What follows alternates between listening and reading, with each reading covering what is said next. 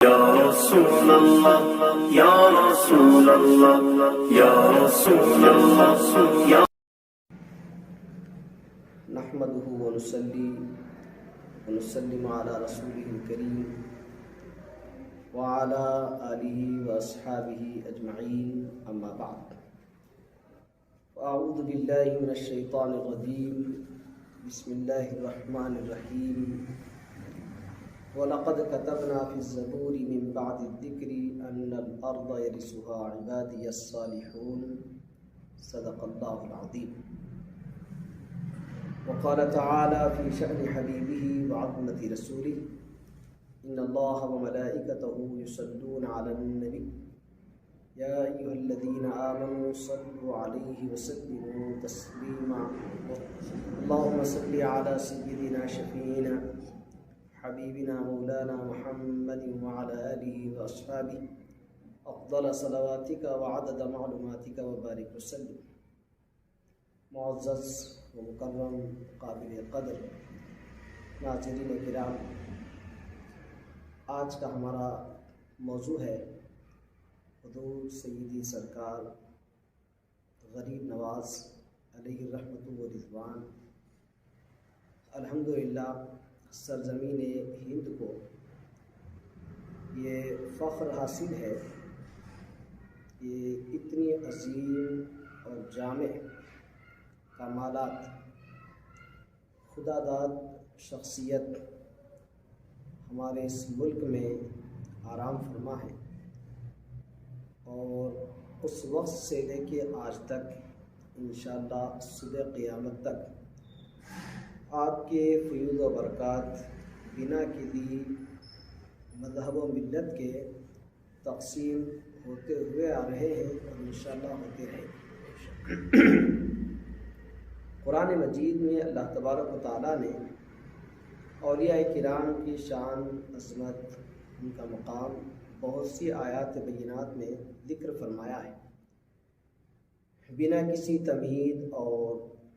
دیگر باتوں کے میں اپنی گفتگو کو اصل موضوع پر لے کے آتے ہوئے ناظرین کی خدمت میں یہ بات رکھنا چاہتا ہوں کہ سب سے پہلے پوری امت حضور سیدی سرکار غریب نواز رحمۃ اللہ علیہ کی مبارک زندگی کو سمجھے. کسی کی بھی زندگی کا انحصار ان کے اپنے والدین پہ ہوتا ہے. آج سے تقریباً حضور غریب نواز رحمۃ اللہ علیہ پیدا ہو کر 900 برس ہو رہے ہیں. 536 ہجری میں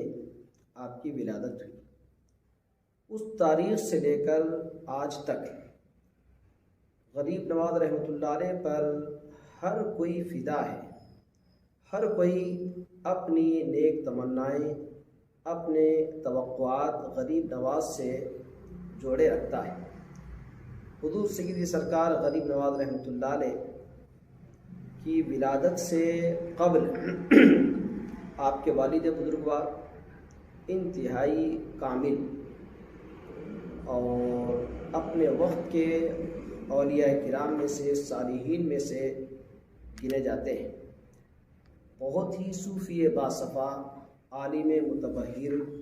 تقوی طہارت کے پیکر حضور سید سرکار غریب نواز کے والد بزرگوار ہیں. اور پھر آپ کی والدہ تو والدہ ہے. آپ کے نام سے ہی آپ کے تقوی طہارت کا اظہار ہوتا ہے. آپ کی والدہ کا نام ہے ام الورا، اور آپ دیکھیں گے عربی لغت کے حساب سے ام الورا تو ورا کے معنی پرہیزگاری،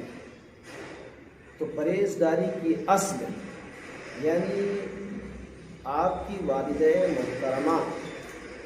پرہیزگاری کا منبع اور مرکز رہی، انتہائی پرہیزگار. آپ خود فرماتی ہے کہ حضور سیدی سرکار غریب نواز رحمۃ اللہ علیہ جب میرے اپنے وطن میں آئے، کچھ عرصہ گزرا، اور اس عرصے کے بعد میں کیا دیکھتی ہوں کہ آدھی رات گزرنے کے بعد میرے وطن سے، میرے پیٹ سے خود بخود کلمہ توحید کی آواز آتی ہے. ایسے محسوس ہوتا ہے کہ میرے شکم میں نشو نما پانے والا بچہ خداوند قدوس کی وحدانیت کے گیت گنگنا رہا ہے۔ لا الہ الا اللہ محمد الرسول اللہ صلی اللہ علیہ وسلم کی آواز آتی، خود آپ سنتی اور فرماتی کہ یہ آواز اس وقت سے شروع ہو کر تا دیر آواز آتے رہتی، یہاں تک کہ رات گزر کر دن بھی شروع ہو جاتا۔ وہ غریب نواز جو اپنے ماں کے بطن سے وحدانیت کا اعلان کرتے آئے ہو، پھر تو پیدا ہونے کے بعد یہ اعلان اور بڑھتا ہی جائے گا، چونکہ آغاز میں یہ حال ہو تو پھر انتہا میں تو اور یہ حال ترقی کرتا ہے۔ حضور سیدی سرکار غریب نواز رحمۃ اللہ علیہ اپنے امی جان کے وطن اطہر میں جب تھے تو ابتدائی احوال میں یہ بات لکھی ہے کہ آپ اپنے امی جان کے پیٹ میں کلمہ طیبہ کا ورد فرماتے، اور اس کے ساتھ ساتھ جب ولادت کے ایام قریب آ گئے تو وقت کے اولیاء کرام، صلحاء،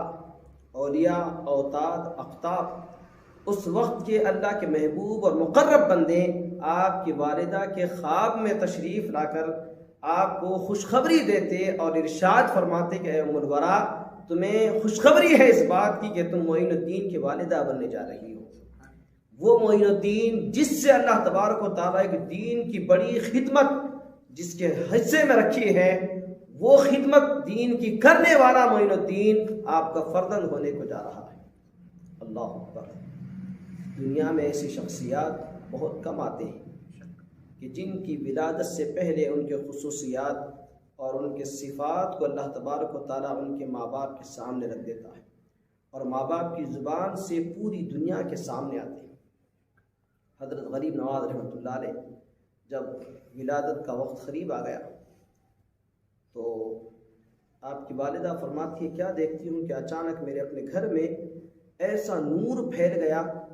میں حیران ہوں کہ بات کیا ہے کہ میرے گھر میں اجالا ہی اجالا ہے، دیکھتے ہی دیکھتے سارا کا سارا گھر نور سے منور ہے اور یہ نور نکل کر باہر بھی روشنی دے رہا ہے، اور کیا دیکھتی ہوں کہ اچانک میں اپنے نور نظر کو جنم دیتی ہوں، ان کی ولادت ہوتی ہے، غریب نواز پیدا ہوتے ہیں، تو الحمدللہ یہ وہ شان اور ایسی آپ کی ولادت باسعادت کہ دنیا دیکھتی رہے۔ اور والد محترمہ اور پھر ادھر والد بزرگوار، ہر دونوں نے غریب نواز رحمۃ اللہ علیہ کی ابتدائی تعلیم پر توجہ دی، چونکہ والد تو ایک متبحر عالم اور صوفی باصفا اور وہ یہ کامل رہے ہیں، اور پھر خاندان بھی ہے، مولا کائنات سے والد کا بھی رشتہ ملتا ہے اور پھر ادھر سے والدہ کا بھی رشتہ ملتا ہے۔ ہر دونوں ماں باپ دونوں کے دونوں بھی ایک رشتہ 11 واسطوں سے ملتا ہے، ایک رشتہ 12 واسطوں سے ملتا ہے مولا کائنات سے جا کر۔ تو ہونا ہو جب مولا کائنات سے یہ دونوں کے دونوں رشتے جڑتے ہیں تو پھر وہاں سے خوف، خشیت، عشق کی ساری چیزیں حضور سیدی سرکار غریب نواز کے حصے میں آنا ہی تھا۔ الحمدللہ جب آئی، حضور سیدی سرکار غریب نواز کے والدین نے انتہائی مشفقانہ تربیت فرمائی، اور تربیت کا حال یہ تھا کہ دیکھتے ہی دیکھتے تاریخ میں لکھا ہے کہ 9 برس کی عمر شریفہ میں آپ حافظ قرآن ہوئے۔ آج پوری دنیا کو اور بالخصوص حضور سیدی سرکار غریب نواز کے عاشقوں کو اس بات کا میسج ہے، پیغام ہے کہ وہ سوچیں کہ ہم جن کے گیت گنگناتے ہیں، ہم جن کے نغمے گاتے ہیں، ہم جس خواجہ پہ فخر کرتے ہیں، اس خواجہ نے ابتدائی ایام میں بچپن ہی میں قرآن شریف سے اپنا رشتہ جوڑ کر اسے سینے میں محفوظ کر لیا۔ آج پوری دنیا دنیاوی تعلیم کی چکر میں جا کر اپنی اولاد کو دین سے محروم رکھ رہی ہے، دین سے کوسوں دور کرتی ہے، دنیاوی تعلیم کی چکر میں ہزاروں نہیں بلکہ لاکھوں روپیہ لٹا کر دنیا کی طرف بھاگتے ہیں اور دین سے بے بہرا ہوتے ہیں۔ لیکن غریب نواز کے چاہنے والوں کے لیے اس بات کا میسج ہے، پیغام ہے کہ وہ دیکھیں غریب نواز رحمۃ اللہ علیہ باوجود یہ کہ سب کچھ تھا، خاندانی حساب سے بھی آپ ماشاءاللہ تھے، پیسے کے حساب سے بھی ماشاءاللہ تھے، کسی چیز کی کوئی کمی نہ تھی، لیکن دین کی پاسبانی کرنا مقصود تھا، دین کو دنیا کے کونے کونے تک پہنچانا مقصود تھا، دین کی سربلندی مقصود تھی، دین مصطفیٰ کو پروان چڑھانا مقصود تھا، دین مصطفیٰ کی تعلیمات کو امت کے دلوں میں روشن کرنا مقصود تھا۔ تبھی تو غریب نواز نے ابتدائی عمر میں حفظ قرآن کے شرف سے مشرف ہوئے۔ الحمدللہ 9 برس کی عمر کتنی، آج ہماری اپنی اولاد کو، ہمارے اپنے بچوں کو، ہماری اپنی سوسائٹی میں ہم دیکھتے ہیں تو بچے 9 برس کی عمر میں صحیح سے عربی بھی پڑھ نہیں پاتے، یسر القرآن بھی انہیں پڑھنے نہیں آتا، بڑے مشکل مراحل سے گزرتے ہیں۔ پھر ہماری اپنی قوم کا المیہ یہ ہے کہ دینی تعلیم کی طرف ذری برابر توجہ نہیں ہے، ذری برابر توجہ نہیں ہے، پھر اوپر سے دینی تعلیم پر پیسہ خرچ کرنے کا بھی نام نہیں لیتے۔ دنیاوی تعلیم کے لیے آپ ہزاروں لاکھوں روپیہ لٹانے کے لیے تیار ہیں۔ آج ہماری قوم دنیاوی تعلیم کے لیے کنٹری سے باہر اپنی اولاد کو بھیجنے کے لیے لاکھوں روپے لون اٹھا کر بینک میں ڈپازٹ کرا کر دنیا کے مختلف ملکوں میں، کوئی کینیڈا جاتا ہے، کوئی امریکہ جاتا ہے، کوئی لندن جاتا ہے، کوئی آسٹریلیا جاتا ہے، دنیا کے مختلف ملکوں میں صرف اس لیے جاتے ہیں، دنیا کا حصول مقصد ہے، دنیا اچھی ہو جائے، معیشت اچھی ہو جائے، روزگار اچھا ہو جائے۔ ارے میرے بھائی، دنیا تو گزر ہی جائے گی، دنیا گزر ہی جائے گی، دین کو باقی رکھنے کے لیے، اپنی شخصیت کو باقی رکھنے کے لیے غریب نواز رحمۃ اللہ علیہ نے سب کچھ ہوتے ہوئے بھی دین کی سربلندی کا بیڑا اٹھایا اور حفظ قرآن مکمل کر کے اس بات کا پیغام دیا کہ سب سے پہلے قوم اپنے بچوں کو دین سے جوڑے، دین میں مقدم قرآن ہے، قرآن سے ان کو جوڑا جائے۔ آج افسوس کے ساتھ کہنا پڑتا ہے جتنے دینی مدارس تھے وہ صبح میں فجر کے بعد سوائیہ کی شکل میں چلتے تھے، شام میں مسائیہ کی شکل میں چلتے تھے، آج ان مدارس کو دیکھنے کے لیے آنکھیں ترستی ہے۔ آج ہماری ساری قوم صبح فجر کے بعد تو سرپرست ماں باپ خود سو کہیں تو بچے کیا جائیں گے، شام کا تو حال یہ ہے کہ اسکول میں جو پڑھ کے آتے بچے ہیں اسی کے ورک کے لیے، ٹیوشن کے لیے چلے جاتے ہیں، دین کے لیے ایک ایک لمحہ ہمارے پاس نہیں ہے۔ لیکن غریب نواز کی مبارک زندگی کو آپ دیکھیں گے، غریب نواز نے حفظ قرآن کیا، پھر اپنے والدین کے پاس بنیادی تعلیم عالم کورس کی حاصل کی، اور اسی دوران قریب 15-17 برس گزرے تھے کہ اسی دوران والد بزرگار کا بھی سایہ سر سے اٹھ گیا۔ 1.5-2 سال کے بعد امی جان بھی پردہ فرمائی اور وراثت میں سرکار غریب نواز کو ایک باغ ملا انگور کا اور ایک چکی ملی۔ لیکن غریب نواز کی پوری زندگی آپ پڑھیں گے تو پتہ چلے گا غریب نواز نے دین پہ محنت کے ساتھ ساتھ معیشت روزگار پر بھی توجہ دی۔ آج تعلیم کی طرف توجہ دینے کو لوگ تھوڑا آگے بڑھتے ہیں تو معیشت کمزور کر لیتے ہیں، ایسا نہیں ہے۔ آپ حصول علم کے ساتھ ساتھ روزگار کو بھی اگر آپ سلیقے سے، ڈھنگ سے، ایک طریقے سے کام کر لیں تو آپ کی تعلیم بھی ہوتی رہے گی، روزگار بھی چلتا رہے گا۔ غریب نواز رحمۃ اللہ علیہ نے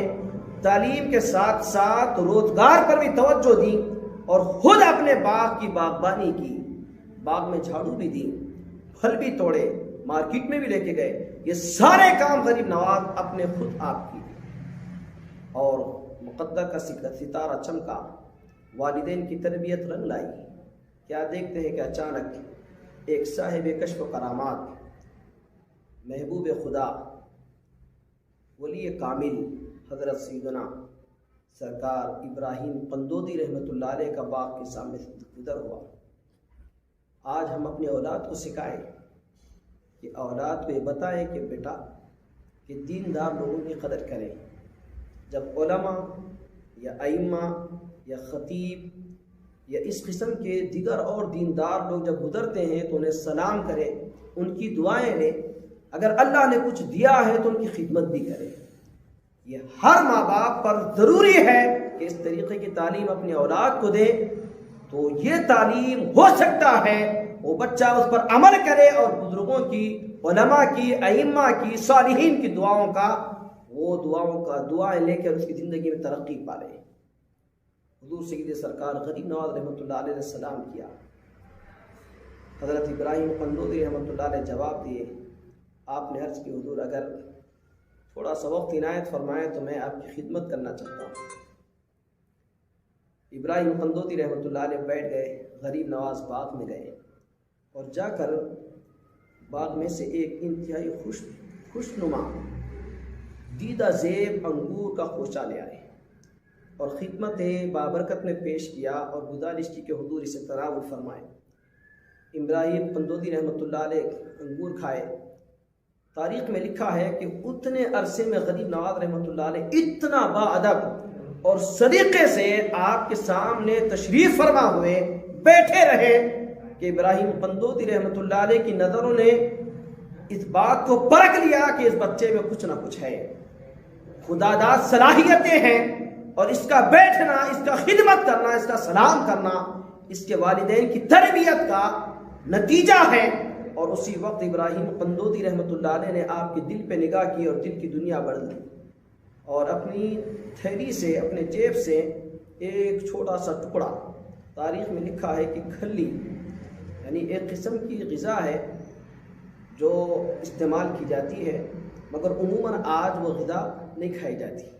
اس زمانے میں قریب 950 سال پرانی بات ہے، 900 سال تو اس زمانے میں چلی جاتی تھی۔ ہم لوگ بچپن میں دیکھتے تھے پھلی کا جب تیل نکالا جاتا ہے یا دیگر اشیاء کا تیل نکالا جاتا ہے تو اس کے جو اوپر کے چھلکے نکلتے ہیں وہ تیل میں گھل مل کے الگ نکلتے ہیں اور اسی سے کھلی بنتی ہے۔ تو وہ جو اس کے ٹکڑے ہوتے تھے، بزرگان دین اللہ تعالیٰ کی محبیت میں اور اس کے یاد میں مصروف ہوتے ہوئے ان ٹکڑوں کو تھوڑا سا چبا لیتے اور اپنی بھوک کو مٹا دیتے تھے۔ وہ سخت ترین ٹکڑا آپ نے نکالا اور خود چبایا، اس کے بعد غریب نواز کو ارشاد فرمایا کہ بیٹا اسے کھا لے۔ جو ہی غریب نواز رحمۃ اللہ علیہ نے اس ٹکڑے کو لیا اور اپنے منہ میں رکھا، وہ ٹکڑا اپنا رنگ دکھانے لگا، دل کی دنیا بدل گئی، دل میں عرفان پیدا ہو گیا اور دل اس قدر منور ہو گیا کہ دنیا دل سے جاتی رہی اور دین دل میں جگہ بناتا رہا۔ خدا کی معرفت کے دریا مجزن ہو گئے اور حالات اس قدر ہوئے کہ 3 دن کے اندر غریب نواز رحمۃ اللہ علیہ نے سارا باغ فروخت کر دیا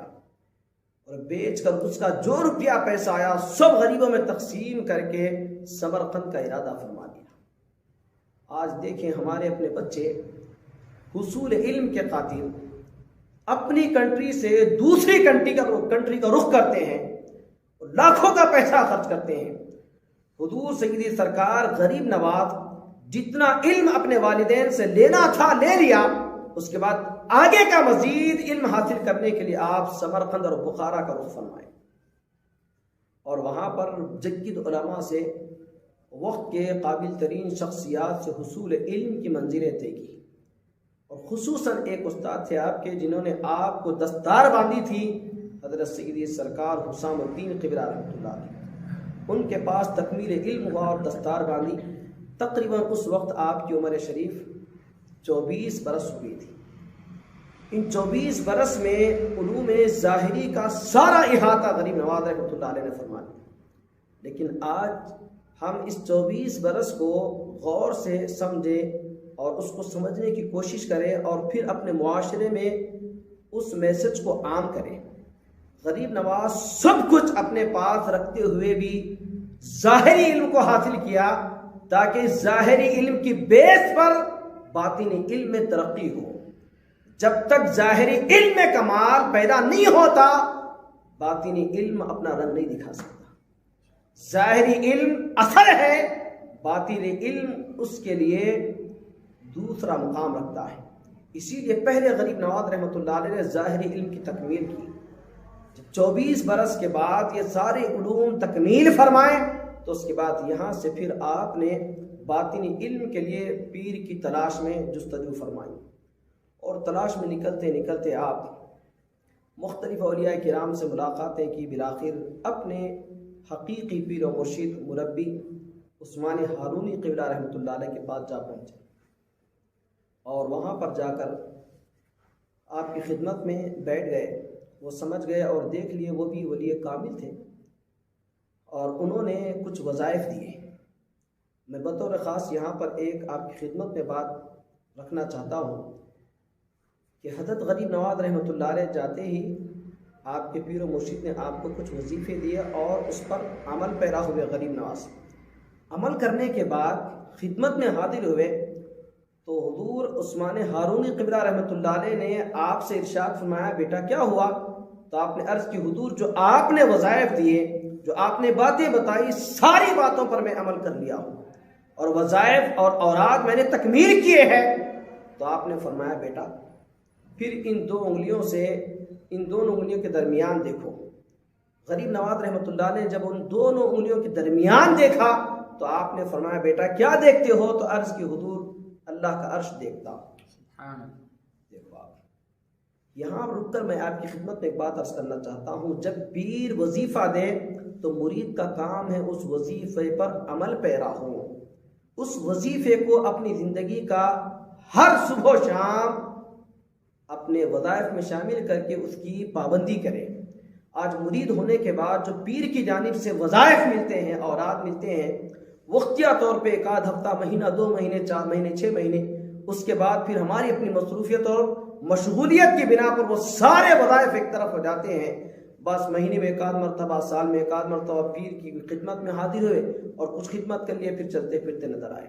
نہیں، وظیفے سے کیا ہوتا ہے؟ غریب نواز نے بتا دیا کہ دیکھو، وظیفے پر عمل کرنے سے اللہ کی معرفت کی کھڑکیاں کھل جاتی ہیں۔ ادھر عثمان ہارونی نے وظیفہ دیا، سرکار غریب نواز نے اس پر عمل کیا،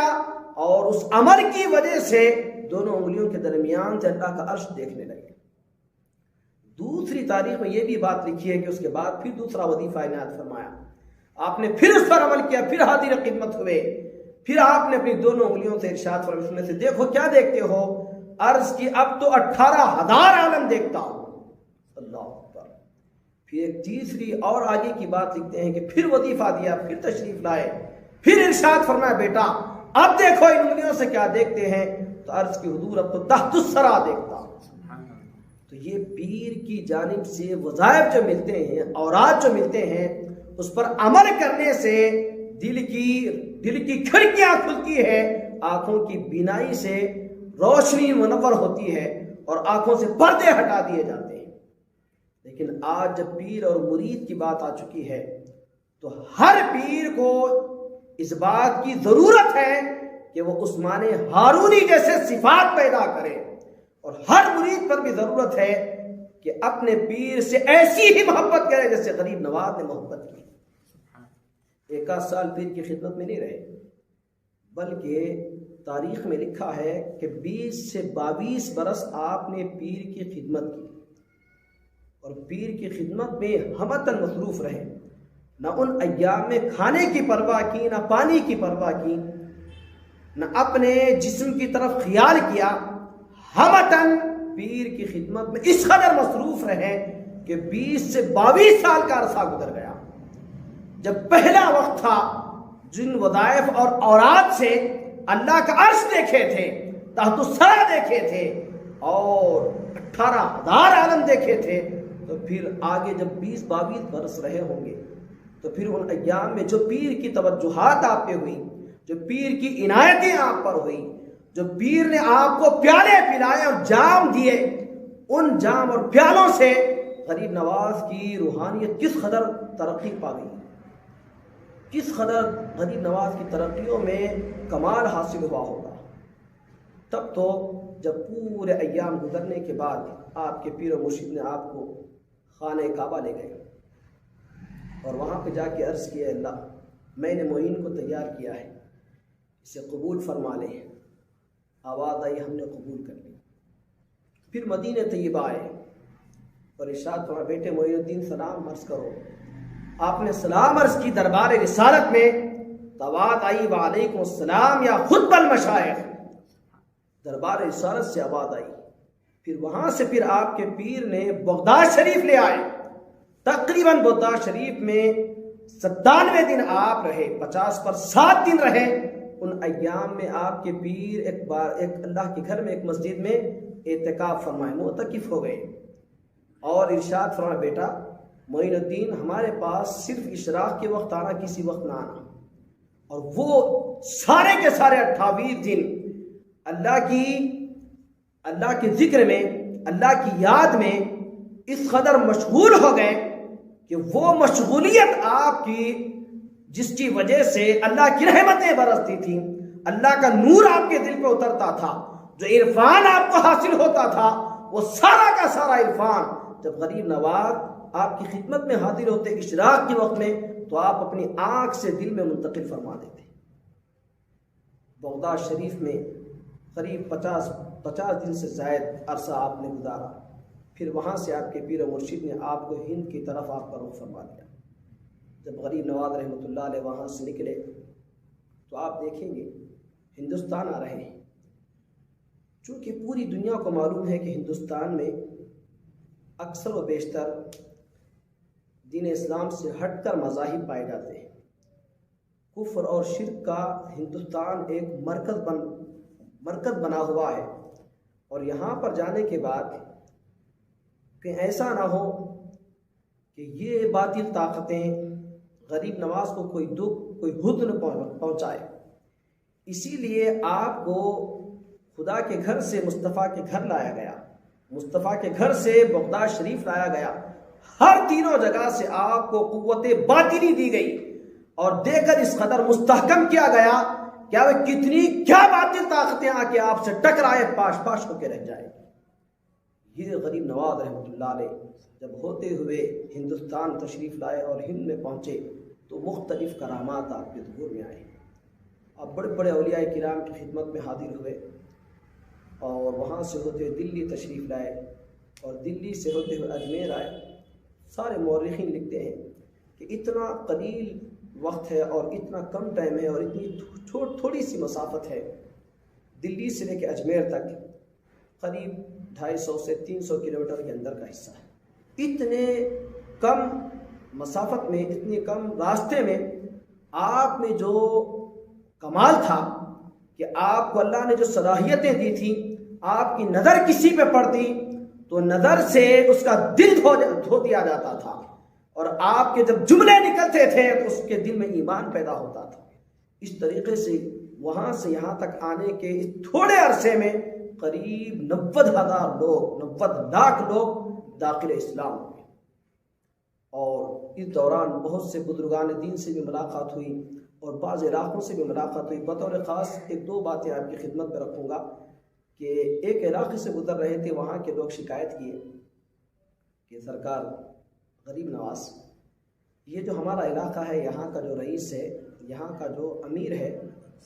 وہ بہت ہی بد نصیب اور بیوقوف آدمی ہے، اور اس کے اندر شیعیت اس قدر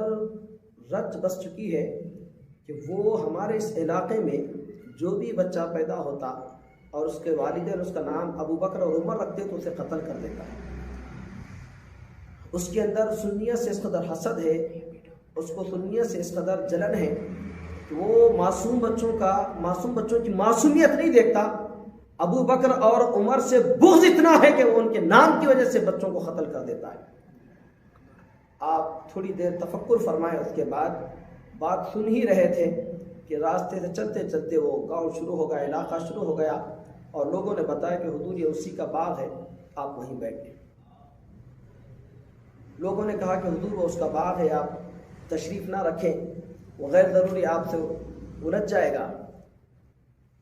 ابھی خدمت میں آپ کی یہ باتیں رکھ ہی رہے تھے کہ وہ آ گیا، اور تیش میں اور غصے میں آیا، اور جیسے ہی وہ آیا اور لوگوں نے کہا کہ حضور وہ آ رہا ہے، تو آپ نے ایک نظر ڈالی تو وہ بے ہوش ہو کے زمین پہ گر پڑا، اور غریب نواز اس کے پاس اٹھ کے گئے اور پانی چھڑکا اور اس پر نظر ڈالی تو اس کی دل کی دنیا بدل گئی، اور آپ کے قدموں میں گر کے تائب ہو کر شیعت کو چھوڑ کر سنیت میں آ گیا۔ سبحان اللہ۔ یہ غریب نواز ہے۔ اور ایک علاقے سے گزر رہے تھے، کچھ لوگ تھے، مسجد کی تعمیر ہوئی، اور تعمیر مسجد کے مقدمے میں شروعات میں آغاز میں قبلے کے تعین کی بات چل رہی تھی۔ لوگ بتا رہے تھے کہ قبلہ ادھر ہے، لیکن ایک شخص اس میں سے اپنی بات پر بضد رہ کر وہ قبلے کے تعین کی مخالفت کر رہا تھا، لیکن بار بار لوگ اسے بتاتے کہ بھئی ایسا نہیں ہے، غالباً شہر بلخ کا واقعہ ہے، تو بار بار یہ اصرار کیا جا رہا تھا، لیکن وہ ماننے کے لیے تیار نہیں تھا۔ جیسے ہی غریب نواز کی ان پر نظر پڑی تو آپ خود تشریف لے گئے اور دیکھا تو معاملہ کچھ ایسا ہے کہ قبلے کے تعین کے لیے لوگ اختلاف کر رہے ہیں، اور لوگ جدھر بتا رہے ہیں وہ اس میں سے ایک شخص اس قبلے کو، اس جانب کو، اس جہت کو ماننے کے لیے تیار نہیں ہے۔ تو غریب نواز رحمۃ اللہ علیہ نے اس کو قریب بلایا، اس کے بعد اس کے سر پہ ہاتھ رکھا، اس کے بعد کہا کہ اب دیکھ۔ جو ہی وہ غریب نواز کے حکم پر دیکھنے لگا تو گویا وہ بیان کرتا ہے کہ میرے سامنے کعبۃ اللہ شریف ہے۔ سارے لوگ حیران ہو گئے اور وہ شخص بھی تائب ہو کر صدق دل سے توبہ کر۔ یہ غریب نواز رحمۃ اللہ علیہ ہے، اور بھی بہت سے مزید واقعات ہیں، لیکن اس قدر ہم آنے والی نشستوں میں اس کو بیان کرنے کی کوشش کریں گے۔ اللہ تبارک و تعالیٰ سے دعا ہے کہ مولا کریم اپنے کرم سے، اپنے فضل سے حضور سید سرکار غریب نواز کے تعلیمات پر عمل کی توفیق عطا فرما، غریب نواز کے فیوض و برکات سے ہم سب کو مالا مال فرما۔ وما علینا الا البلاغ، وآخر دعوانا الحمد للہ رب العالمین۔